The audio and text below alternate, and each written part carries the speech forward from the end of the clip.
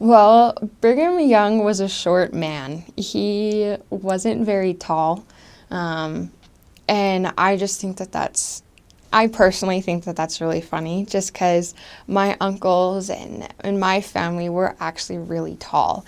And so I've always pictured him to be this tall, bold man, and then you see depictions of him in pictures, and he's not. He's rather short, but that doesn't take away from his personality and who he was. He was very bold and very proud of his family, of his faith, and actually on my mission, I took the time and studied from teachings of Brigham Young, and I really felt like I was coming closer to him and understanding who he was.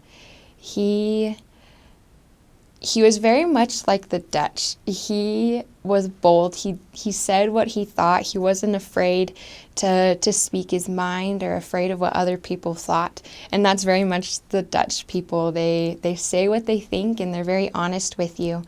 And that's something that I really admire. That he was so faithful and so dedicated that he just did what he had to do without question. And he really cared for other people. He really tried to put other people first. And so a lot of people look at him as, this kind of rough around the edges. And I think that just kind of runs in the family line. Like, we all are a little rough around the edges. But on the inside, we really have a heart of gold. And so sometimes I think that gets a little overlooked with Brigham Young. And so he truly had a testimony, and he truly cared about the Lord and the saints. And so that was something that I think really touched me, and like, okay, well, I have to hold up to the name Young, because there's a lot that goes under that. So I believe that it's 5 greats. So he's your great grandfather. And so, and it's actually from his first plural wife. He had several children, but he didn't have children with every single one of his plural wives.